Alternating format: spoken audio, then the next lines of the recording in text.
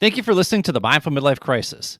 If you're thinking about starting your own podcast but don't know where to begin, let me introduce you to Buzzsprout, the easiest way to launch, promote, and track your podcast.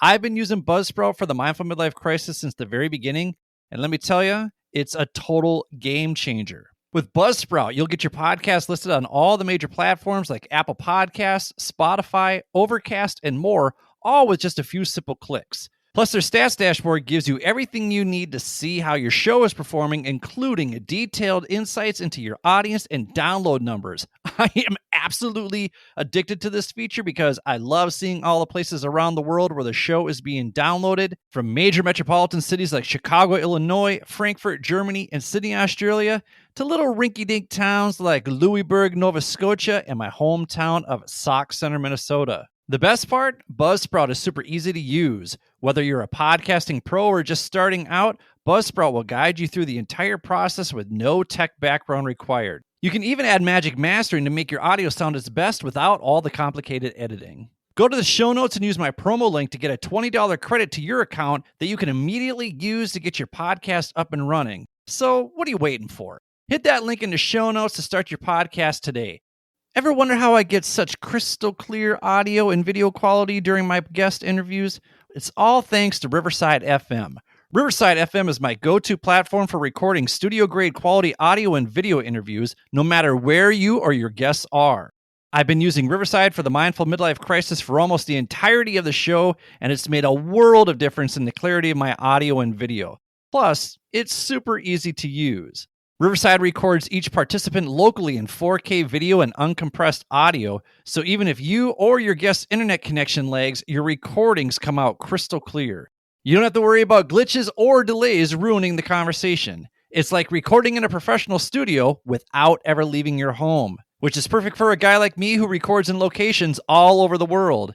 Riverside FM also makes editing a breeze with separate audio and video tracks for each person, and you can even use their magic editor to polish your episodes before publishing. Not only that, but it creates epic sound bites and video clips that you can turn into Instagram and TikTok reels in no time without having to search for them, which is great for me because I hate doing that social media crap to promote this show. If you're serious about producing top-notch content, whether it's for a podcast or video interviews, Riverside FM is the way to go. If you're ready to take your podcast quality to the next level, click the link in the show notes and give Riverside a try today. Trust me, your listeners will notice the difference. Hey there, I wish we could do this show ad-free, but these products and services really do enhance the quality of this podcast, and I'm a big believer in promoting people who do good work. Not only that, but when you support these products and services, you're also supporting the show. If you're looking for other ways to support this podcast, be sure to stay tuned until the end of the show and don't forget to click on those show notes. Now, on with the show. Coming up on the Mindful Midlife Crisis. The biggest lesson I've learned since settling here is just how vital having stability, structure, and routine are for my well-being, creativity, and productivity. They all work together to give me space to focus on the things that truly matter, like my health, my relationships, and building a deeper connection to the world around me.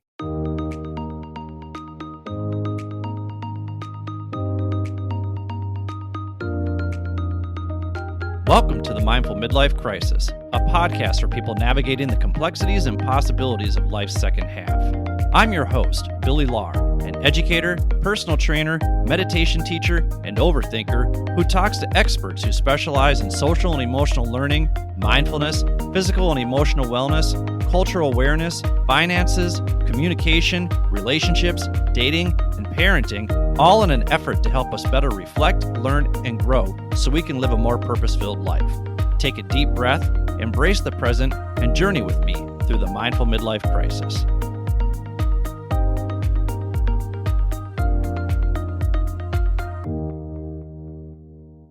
Welcome to the Mindful Midlife Crisis. I'm your host, Billy Lahr. Thank you for tuning in wherever you are. The purpose of the show is to help you navigate the complexities and possibilities of life's second half. One way I do this is by providing a platform that gives people the space and permission to share their practical expertise and relatable life experiences to inspire you to become more clear, consistent, connected, and compassionate in pursuit of your own future goals.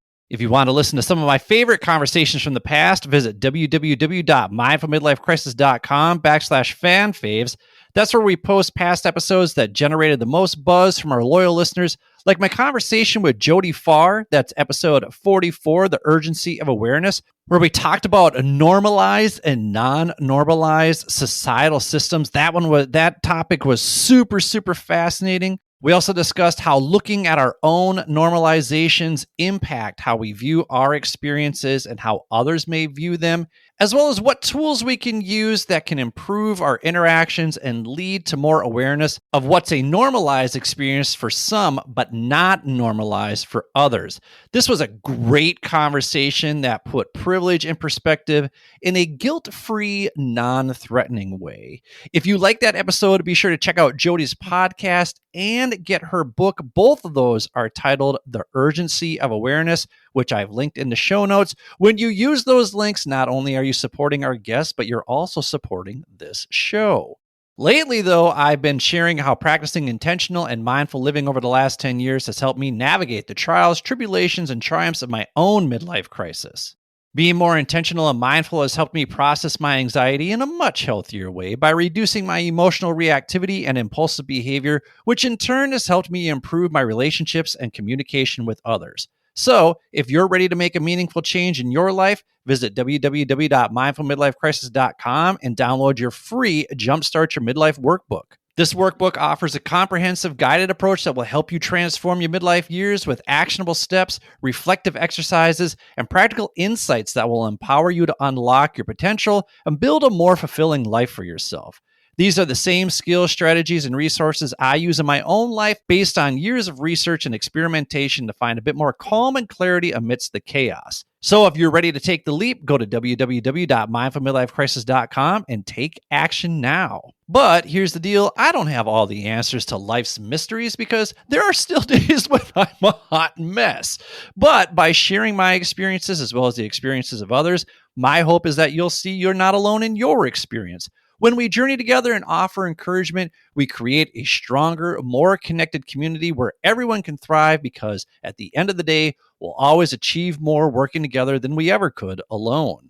So let me take you back to a moment in August, shortly after I arrived in Seoul and moved into my new tiny apartment. And I had started my first day of work after 3 years of not working, just traveling around, getting into adventures, and meeting amazing people. I was standing in the elevator at Apgujeong Station when this impeccably dressed older gentleman, he's wearing a pin with both the US and South Korean flags. He smiles at me, and as we step off the elevator, he asked, "Are you a tourist?" And I said, "No, I live here." And that was a surreal moment for me because at the time, I'd only been in Seoul for a week, but it was true. I lived there. I wasn't just passing through this time. I wasn't digital nomading in Seoul. I wasn't there until my tourist visa expired and had to leave and come back again. I was fully committed. I was filling out immigration paperwork for my alien registration card. I was opening a bank account. I was setting up utilities. I was buying plates and bowls and pillows and preparing for my first day of work at Hyundai Kia.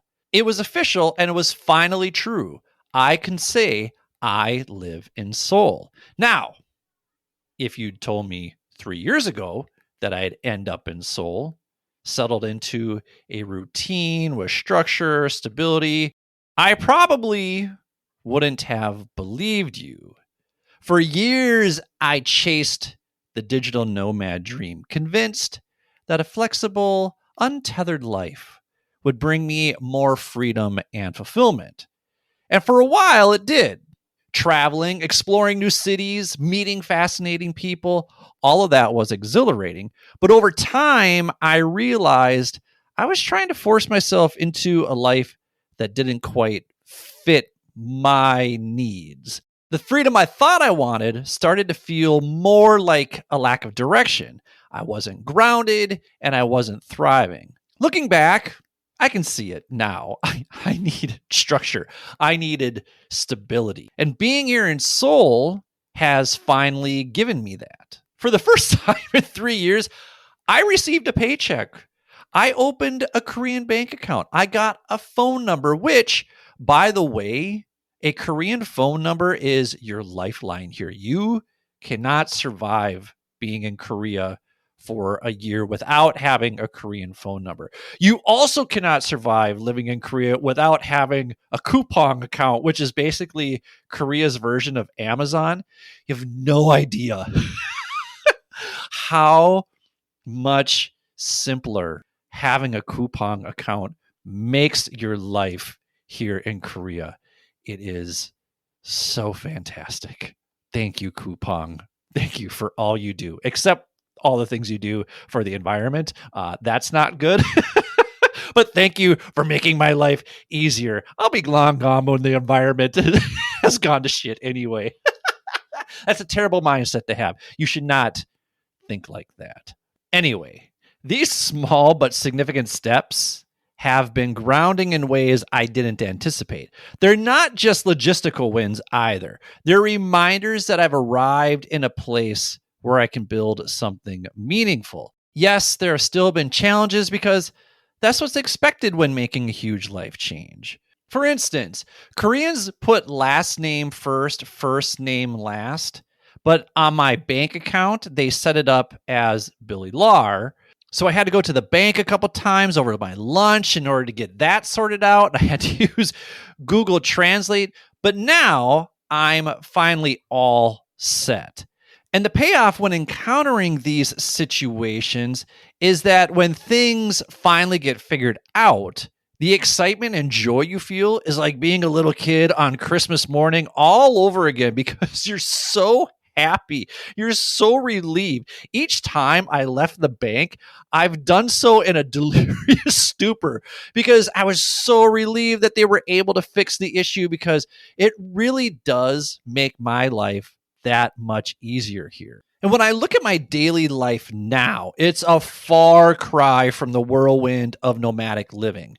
I have a set schedule at work, and my evenings and weekends are filled with hikes, planning or attending soul share events, and catching up with friends. And when I stumble upon something unexpected, which happens all the time here, I get to stop and enjoy it without worrying about where I'm headed next. The biggest lesson I've learned since settling here is just how vital having stability, structure, and routine are for my well-being, creativity, and productivity. They all work together to give me space to focus on the things that truly matter, like my health, my relationships, and building a deeper connection to the world around me. So I've been honing a weekly rhythm that helps me stay balanced across all those areas. Now, I'm not talking about some unrealistic Dr. Andrew Huberman morning routine that doesn't relate to your personal life or unique schedule. In fact, I want you to tune out all these optimizers for a while and just make a few tweaks over time. Experiment with what works. And what works is what you can do consistently. That's the key to routine, consistency. We do not live in a vacuum or a petri dish. So the optimal environment for growth is simply the environment we're in, unless you're in a position like I was to make a physical change to your environment. But your routine needs to live within your current reality. It does not live within Dr. Andrew Huberman's reality.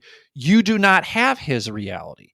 So don't get overwhelmed optimizing your life by incorporating the perfect scientific routine. Currently, this is my reality, and this is not your reality. I'm just sharing with you. You do not need to do all of these things. These are just the things I'm doing now that help me feel more stabilized, and they help me feel more structured, which again, I need. But if it doesn't apply to you, you can tune me out. But I had to experiment with this in order to make it fit into my life. And that's what I'm suggesting to you. Experiment with some things that you want to do that you think are going to add some value into your life. So here's what my current reality looks like. Every Monday, Wednesday, and Friday from 8 to 9, I trade services with a yoga teacher who lives 1 block away from me. That was very important in working together, is that it wasn't going to take long for me to get to her place. It takes less than a minute to walk to her place. I found her posters hanging around the neighborhood, asked her for a tour, realized it was this private boutique studio in one of the most expensive parts of Seoul, and came to the conclusion that I was never going to be able to afford working with her. Until I had the bright idea to propose a service exchange where I would teach her English for the first 30 minutes, and then she would lead me through yoga and Pilates for the back half of that hour. And she was all about it. This was such a sweet find because when I was in Chiang Mai a year ago, I had the most amazing yoga teacher. Her name is Kru Nuk, and she is at Yoga Ananda, and her classes, oh my gosh, no lie, they were truly revolutionary for me. So much so that I'm actually going to dedicate an entire episode to how transformative that yoga experience was for me. That's coming down the pipeline because I honestly cannot recommend yoga enough to people in midlife, not just for the physical benefits, but if you're feeling stuck, yoga with the right teacher has a way of unlocking creative energy. I was doing a podcast interview one time, and the guy asked me to share one piece of advice with his listening audience. And my advice was start doing yoga. And he just scoffed at it, but I honestly can't recommend it enough. And this is coming from a meathead who likes to lift heavy weights and grunt at the gym. Me, Billy, me small but strong like army ant, but me no touch toes. But if I had to do the last 3 years over again, I honestly would have found more yoga retreats in Southeast Asia and just worked on my flexibility and shored up my weaknesses and muscle imbalances. So let my 2020 hindsight be your 2020 foresight. Isn't that what this podcast is all about anyway? The other bonus to this exchange that I have with my yoga teacher in Seoul is that it's one-on-one. And I love having my form adjusted. And I love when pressure is applied ever so gently so I can get that extra little stretch. If you're a middle-aged bro who thinks you're too manly for yoga, try going to 3 sessions for a week and see how fucking manly you feel after that. Because trust me, nothing is more humbling than a yoga or Pilates session. So anyway, after yoga, I go home, I shower, I eat my morning oatmeal, I catch the 10 a.m. bus to work and teach from 11 a.m. to around like 7:30, 8 p.m. It's not my ideal work schedule because I hate getting home that late, but it's a schedule that keeps me focused and productive while still allowing me some space for self-care in the morning. On Tuesdays and Thursdays, I work from 9:30 to 6:30 p.m. And then I lift at Gym Box in Gangnam, where all the most beautiful and ripped men and women in Korea work out. It is incredible. It's like a modeling agency there. And I feel a bit out of place because, I'm like a solid 7. I think I'm a solid 7. But the rest of the people who work out there, they are hard 10s. It is incredible how beautiful the people are. So I just go in, do my thing, try to keep it under an hour, which is hard because that gym is usually packed at 7 p.m. But then I head home and I eat and I watch Suits on Netflix. I'm not going to lie. My main motivations for strength training are vanity and ego. I want to look good. I want other people, i.e. women, to think I look good. I'm totally a words of affirmation guy, and I've never been complimented more on my physique than here in Korea. So naturally, I'm like, oh, stop. Tell me some more how athletic you think I look. And yeah, I also want to get stronger. I want to add more reps and weight. But the older I get, I'm not looking to set any PRs. I'm just focused on building muscle because, as we discussed with Aaron Boyke way back in episode 50, we lose 3 to 8% of our muscle mass each decade. And the only way to offset that, is through hypertrophy training. And as I approach 50, which is wild to think how close 50 is, I still like to look athletic. My cardio sucks these days, so I need to find a way to work that into my routine a little bit better. But for the most part, I feel pretty good about my body. And despite the muscle soreness I experienced the next day after a workout, I'm not in pain anymore like I used to be back in my mid-30s. And that's because I've started prioritizing reset and recovery exercises like clamshells and Jane Fondas and face pulls to offset some of the sitting and computer hunching I do. I used to have so many issues with my neck because, true story, I heard it headbanging at a Space Needle show in Anoka around 2010. I actually had to go to physical therapy for it because my massage therapist said, Billy, this is what I see in car crash victims. You essentially gave yourself whiplash. So it's been a long road to recovery, and all of that training and yoga is finally paying off. I could easily make more gains in this area if I actually followed through on my nighttime foam rolling and stretching routine. I'm starting to do that a little bit more frequently and a little bit more consistently. But honestly, I get home so late some days, and I usually eat around 8:30 p.m., and then I don't have the ambition or discipline to roll around on the floor every single day. But it's not all about the biceps and back bends, bro. For me, Saturdays are also all about balance. Saturdays are where I like to use my chips list. So complete, hooray, in progress, start. I've talked about that in episode, what was it, like episode 83? I don't remember my episodes anymore. Somewhere in the 80s, I talk about chips list. You can look that up. But anyway, on Saturdays, I complete my weekly tasks like laundry and writing my weekly newsletter. But it's also when I dive into the in-progress creative work like recording this podcast, editing podcast episodes. It's also about the hoorays. So I make time to attend or organize events with SoulShare or CIK. And it's these moments with friends and the larger community that give me a sense of belonging that's so important for my personal fulfillment. Sundays, on the other hand, are my wild card. They're my time to catch up on whatever I didn't get done during the week, or if I need it, to just rest. There's no pressure, there's no guilt. It's just a chance to reset before the cycle begins again on Monday.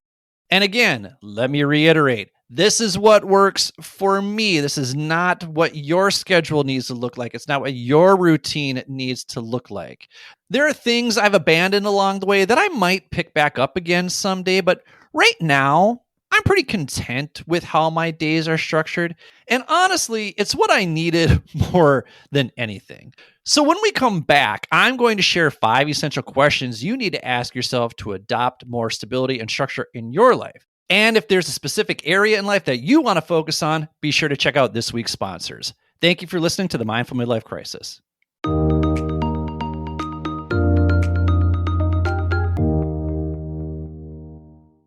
This episode is sponsored by the Bell Center and its Mind Hacking Meditation course, a transformative 3-week journey into meditation and mindfulness. Perfect for beginners or seasoned meditators alike, this self-paced course requires only 5 hours a week and includes daily guided meditations, theory lessons, and one-on-one guidance from Colin Purcell and Anna Schlegel. Experience the essence of the Bell Center from anywhere in the world. I actually took this course last year while I was in Korea, and it challenged my already established mindfulness practice while also expanding on my understanding of how mindfulness and breathwork actually impacts our physiological health. For those ready for a physical retreat, the Bell Center, perched on a lush rainforest hill in Ecuador, is a sanctuary for mindfulness, yoga, surf, and more. With breathtaking ocean and mountain views and a vibrant permaculture project, the center offers fresh, organic produce to all its guests. Join Colin and Anna for silent meditation, yoga, and surf retreats starting February 1st.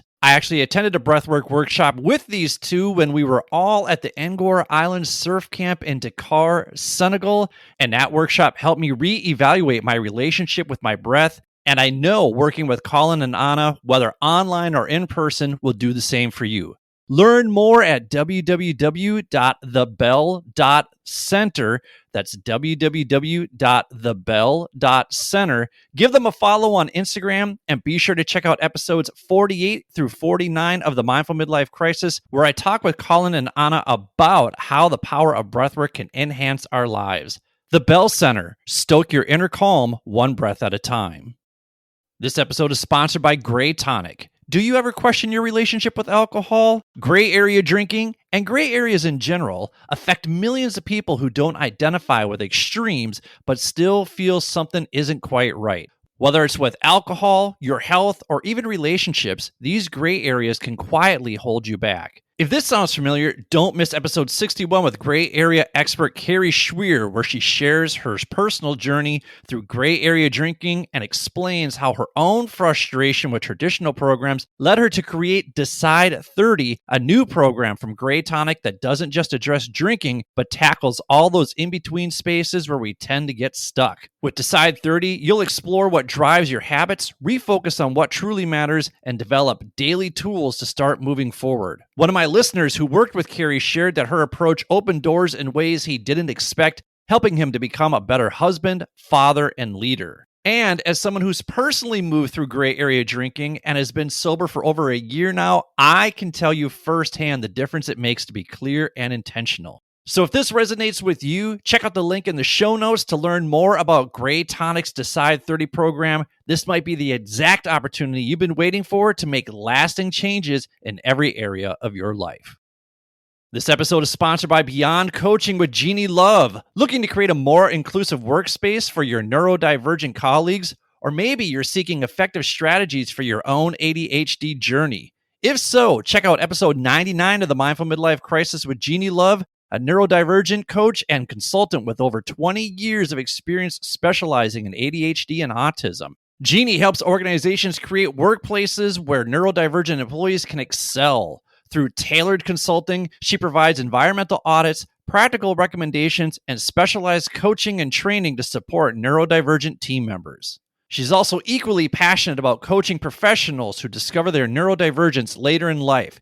Using her neuroautonomy method, she helps clients develop personalized tools for building confidence, productivity, and emotional resilience. If you're ready to explore how neurodiversity coaching can enhance your workplace or personal journey, book a free 60-minute discovery call with Jeannie at www.beyondcoaching.pro. That's www.beyondcoaching.pro. And let Jeannie empower neurodivergent individuals and workplaces to thrive with confidence, clarity, and compassion. This episode is sponsored by the Simple Man Guide. Hit a career rut and have no idea what to do next? Then check out episode 63 with the Simple Man, Brian Gallagher. Brian once had what many would call the perfect career, a high-paying job, zero debt, and all the luxuries he could want. But deep down, he knew something was missing. It wasn't until he ditched the normal career path, utilized his strengths, and followed his curiosities that he discovered his life's work, helping others find their life's work. So, if you're feeling drained by your career, can't imagine another 15 to 20 years of the same meaningless work, get yourself a copy of Brian's Solo Business Blueprint and start building your path out of the rat race. This free email course is packed with step-by-step guidance to help you find your business idea, get clear on the problem you solve, find those ideal clients needing your help, and stop overthinking and start building your own career path, all without leaving your job, all without wasting lots of time, all without posting on social media. If you're ready to get started, visit www.simplemanguide.com today to break free, create your own path, and live life on your terms. Thank you for listening to the Mindful Midlife Crisis. My mission is to help you navigate the complexities and possibilities of life's second half by introducing you to people and resources that will help you jumpstart your life. When you support our sponsors, not only are you supporting this show, but you're also supporting your own personal growth and development. Keep seeking out ways to invest in you and your future. And now, back to the show.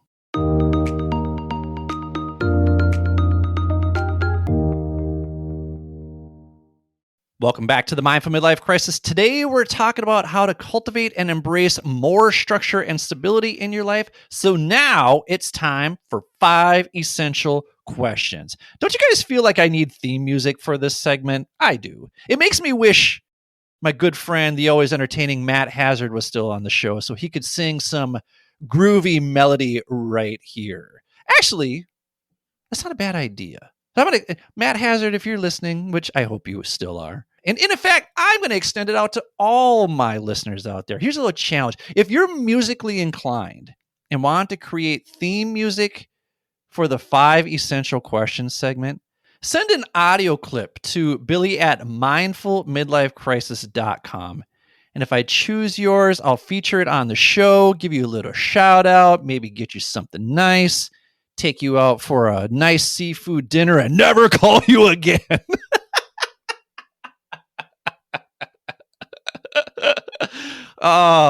If you actually got that reference, you can text me. Go to the show notes, and there's a link right there. You can text me. Let me know if you know that movie reference.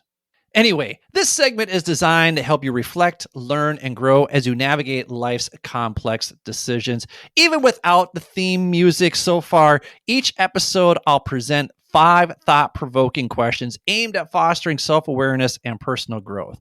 These questions encourage you to dig deep, challenge your perspectives, and unlock your full potential. If you want a digital copy of each week's 5 essential questions emailed to you, go to www.mindfulmidlifecrisis.com and join my newsletter. You'll also get my new Jumpstart Your Midlife workbook, which is a great companion piece to this segment. Whether you're facing a major life transition or simply looking to gain clarity, these 2 resources will provide practical tools to help you move forward with confidence and purpose. So, if you're feeling unsettled these days, here's the first question to ask yourself. What moments in your life have made you feel most grounded, and how can you incorporate more of that stability into your daily routine? So let's talk about feeling grounded. Those moments in life when everything seems to click, when you feel like you're exactly where you're supposed to be.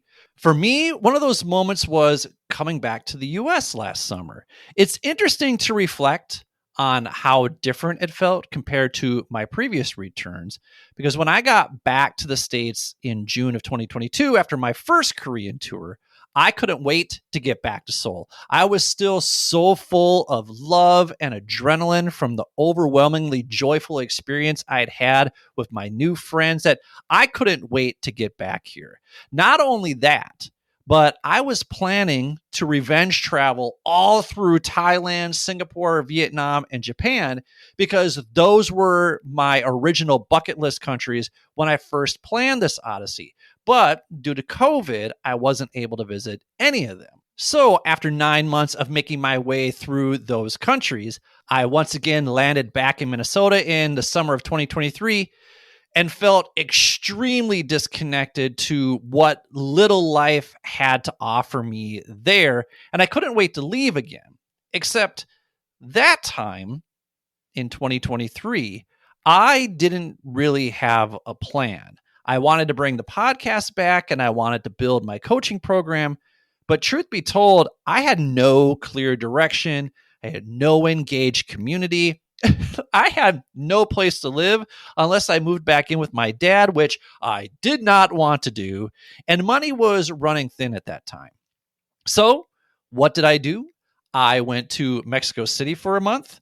I got Montezuma's revenge, came home after 2 weeks, and then went back to Seoul, distancing myself even further from a professional community that really could have moved me closer to my goal. Also, I could reconnect with my friends here again. And this led me to spending 7 months in this weird limbo, just tumbling around, making a mess of things, finding new adventures, meeting more people, but still trying to figure out what to do with the rest of my life. And during that time, I did have some incredible experiences in Chiang Mai, Hanoi, Bali, and Australia. You can check out all those experiences on Instagram at mindful_midlife_crisis if you want. But when I got back to the States in May of 2024, I finally felt like I could let out a huge exhale. And so I carefully orchestrated a stay at my older sister's house near Seattle while they were back in Minnesota for a few weeks because I knew Pearl Jam was performing at Climate Pledge Arena at the end of May. And, I love me some Pearl Jam. When they announced the tour, I actually texted her and I said, hey, would it be cool if I stayed with you guys at the end of May? She was like, I've been expecting this message from you all day. Anyway, more importantly, I've come to feel incredibly at ease whenever I stay at my older sister's house. But she does remind me not to get too comfortable when I stay there. But I'm incredibly grateful to her because over the past few years, she and I have grown closer. And observing their family dynamic is always entertaining because it's filled with this loving sarcasm that keeps everyone in check, but also in stitches from laughter. They have dinner together. They spend time watching a lot of sports together. They frequently check in with each other throughout the day in this genuine way that doesn't feel overbearing. And it's a family dynamic that makes me feel connected to people who care, which is crucial because one thing I've been missing these past 3 years is a deeper connection with others. So being around people who've known me for decades felt refreshing. Being on the road so often leads to these superficial connections and frequent disconnections, which for me has a tendency to make me feel even more isolated and alone. So being back at my sister's house was extremely comforting for me. And when I finally got back to Minnesota, I was able to hang out with my best friend Brandon and catch up on each other's lives on his back patio. I looked forward to hearing more about my friend Gretchen's love life because she always has an interesting story to share.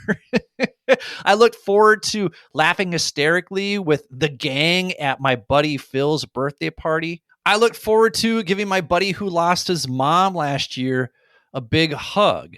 And I even looked forward to staying at my dad's house over the summer, despite the fact I can't stand how cluttered his house is and how loud he has Fox News and CNBC blaring at stadium level at all times. I also got to relive my 90s youth with Hootie and the Blowfish, Collective Soul, and Limp Bizkit concerts. Damn right. And you can say what you want, but I had a permagrin for all 3 of those shows. They were so much fun. Limp Bizkit even played Break Stuff twice. They opened with it and they closed with it. Oh my God, how amazing. It was so awesome.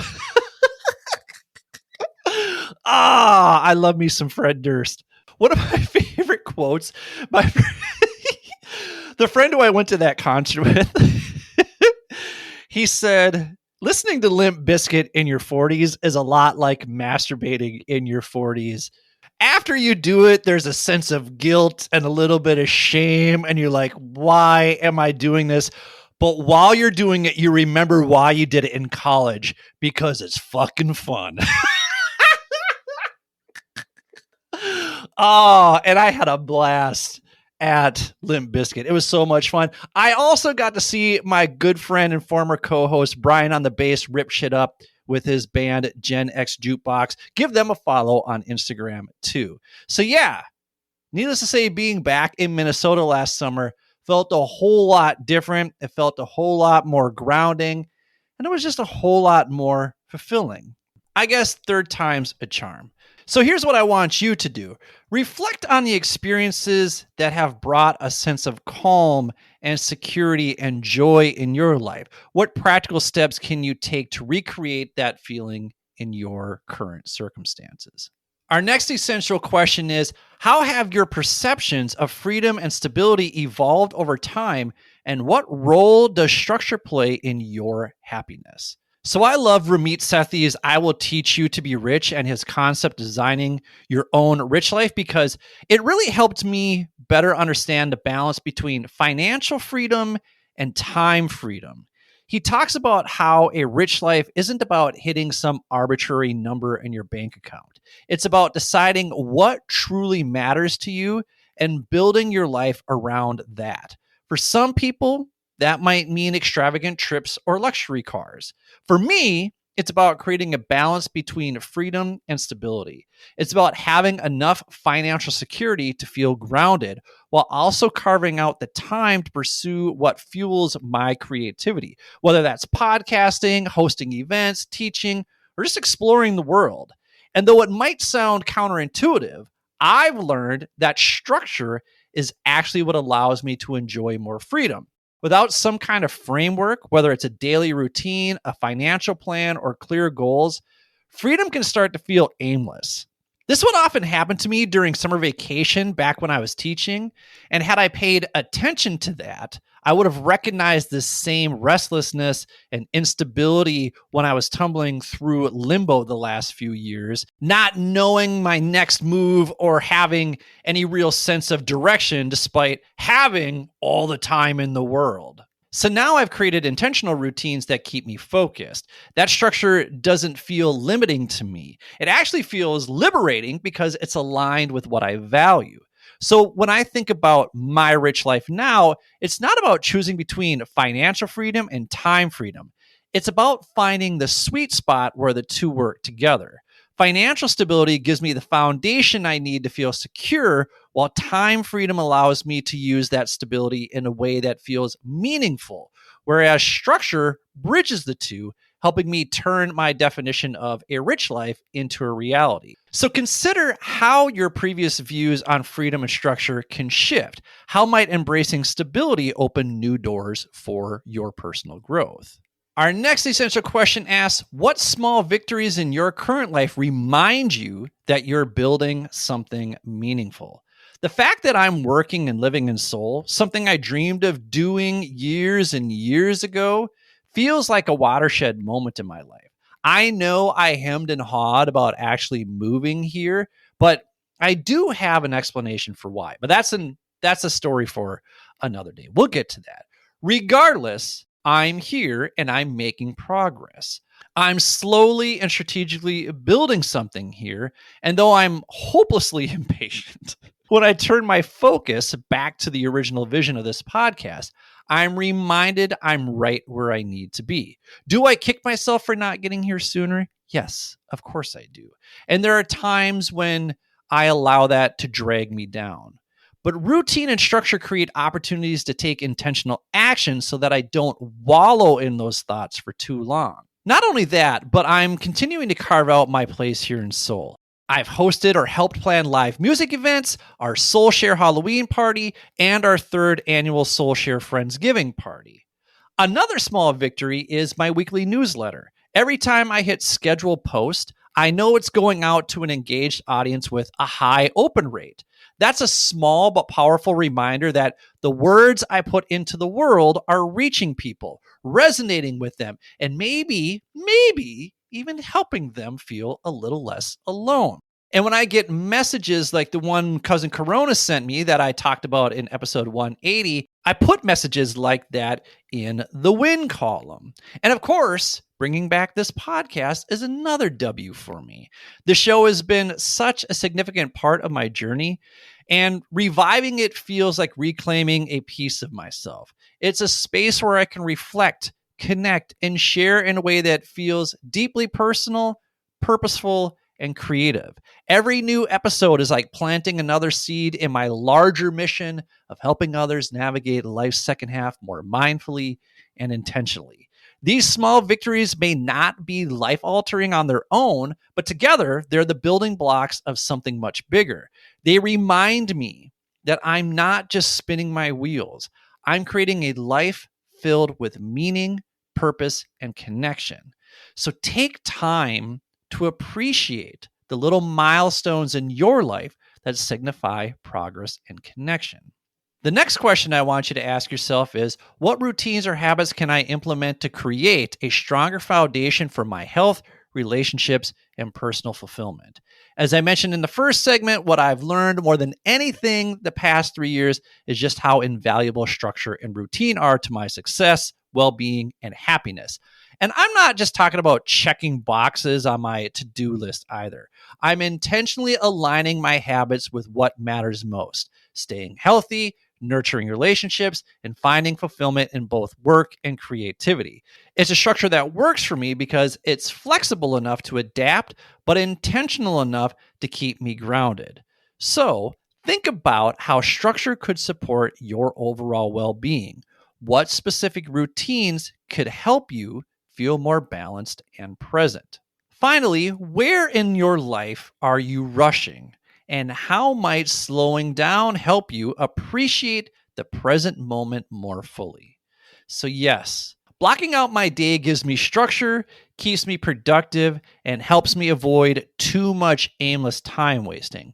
But there's a trade off in that the days just seem to fly by. I'm no longer drifting, but I wonder if this pace is pulling me away from fully being present with this experience. Yes, scheduling has its benefits. It gives me clarity, purpose, and a sense of accomplishment, especially on those busy days packed with teaching, podcasting, or lesson planning. It's easy to fall into the mindset of checking things off the list, moving on to the next task, and just calling it a win.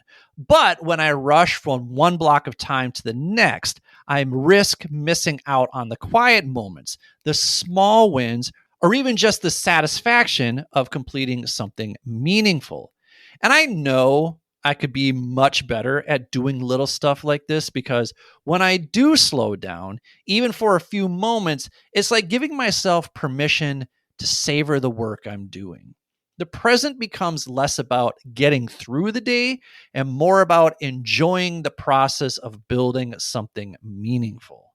That small shift in mindset adds a sense of fulfillment that no to-do list can replicate, which is why it's so important for me to include the hooray in my chips list. So while my schedule keeps me productive, I'm learning that slowing down within the structure I've created lets me stay grounded in the moment. Like everything in life, it's about finding balance, making the most of my time while also giving myself space to appreciate what I've accomplished right here, right now. So I invite you to identify areas where you might be moving too fast. What would happen if you took time to pause, reflect, and enjoy what's unfolding around you? At the end of the day, I've spent years rushing around, chasing the next destination, chasing the next adventure, and chasing the next milestone.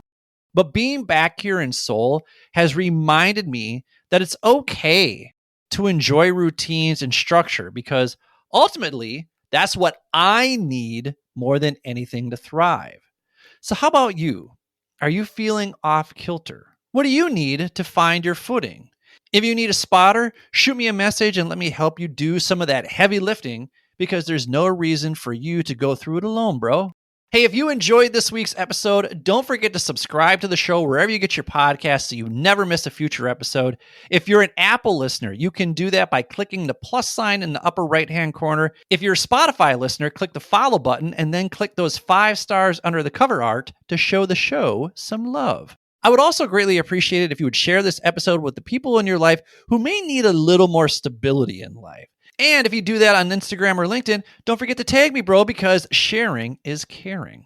If you're feeling really generous, please consider making a donation to the show. All you got to do is click on the donate button in the show notes, just like Luke did, who shared with me that he's enjoying the podcast and hopes his donation keeps the show going. And hey, it does, because everyone's contributions help keep the show running smoothly and without interruption. In fact, if every subscriber donated just $10, I'd be able to afford the upkeep required to maintain this podcast. So if you find value in the interviews and the personal stories shared on this program, please consider showing your support, and you too can get a shout out like Luke did in this episode. If you want more free resources to help you reflect, learn, and grow, consider subscribing to my weekly newsletter at www.mindfulmidlifecrisis.com. Or if you want to keep up with my travel adventures as well as my life in Korea, you can follow me on Instagram at mindful_midlife_crisis. This is where I share my travel tips, experiences, and recommendations so you don't feel so overwhelmed when planning that next big trip. If you're interested in collaborating on a future project together, hit me up on LinkedIn. I'm always looking to connect with amazing people with amazing life experiences and stories to share. Don't forget to check out this week's sponsors. I'm not here to solve all the world's problems, but I'm constantly building my network so I can provide more resources for you to live your best life. When you support those sponsors, you also support this show, so don't be afraid to reach out to any of them, or if you'd like me to make an introduction, shoot me an email at billy@mindfulmidlifecrisis.com. Finally, let me leave you with this. When you're in the midst of a midlife crisis, remember that progress is never linear. Our growth looks more like the stock market. Some days we're up, some days we're down, and we may not reap the benefits for a while. But if we play the long game and continue to invest in being consistent, disciplined, patient, compassionate, and connected to others, you'll see that investment in yourself will pay huge dividends as you navigate the complexities and possibilities of life's second half. So with that, this is Billy. Thank you for listening to the Mindful Midlife Crisis. May you feel happy, healthy, and loved. Take care, friends. Thank you for listening to the Mindful Midlife Crisis. If you're thinking about starting your own podcast but don't know where to begin, let me introduce you to Buzzsprout, the easiest way to launch, promote, and track your podcast. I've been using Buzzsprout for the Mindful Midlife Crisis since the very beginning, and let me tell you, it's a total game changer. With Buzzsprout, you'll get your podcast listed on all the major platforms like Apple Podcasts, Spotify, Overcast, and more, all with just a few simple clicks. Plus, their stats dashboard gives you everything you need to see how your show is performing, including detailed insights into your audience and download numbers. I am absolutely addicted to this feature because I love seeing all the places around the world where the show is being downloaded, from major metropolitan cities like Chicago, Illinois, Frankfurt, Germany, and Sydney, Australia, to little rinky-dink towns like Louisburg, Nova Scotia, and my hometown of Sauk Center, Minnesota. The best part? Buzzsprout is super easy to use. Whether you're a podcasting pro or just starting out, Buzzsprout will guide you through the entire process with no tech background required. You can even add magic mastering to make your audio sound its best without all the complicated editing. Go to the show notes and use my promo link to get a $20 credit to your account that you can immediately use to get your podcast up and running. So what are you waiting for? Hit that link in the show notes to start your podcast today. Ever wonder how I get such crystal clear audio and video quality during my guest interviews? It's all thanks to Riverside FM. Riverside FM is my go-to platform for recording studio-grade quality audio and video interviews, no matter where you or your guests are. I've been using Riverside for the Mindful Midlife Crisis for almost the entirety of the show, and it's made a world of difference in the clarity of my audio and video. Plus, it's super easy to use. Riverside records each participant locally in 4K video and uncompressed audio, so even if you or your guest's internet connection lags, your recordings come out crystal clear. You don't have to worry about glitches or delays ruining the conversation. It's like recording in a professional studio without ever leaving your home, which is perfect for a guy like me who records in locations all over the world. Riverside FM also makes editing a breeze with separate audio and video tracks for each person, and you can even use their magic editor to polish your episodes before publishing. Not only that, but it creates epic sound bites and video clips that you can turn into Instagram and TikTok reels in no time without having to search for them, which is great for me because I hate doing that social media crap to promote this show. If you're serious about producing top-notch content, whether it's for a podcast or video interviews, Riverside FM is the way to go. If you're ready to take your podcast quality to the next level, click the link in the show notes and give Riverside a try today. Trust me, your listeners will notice the difference.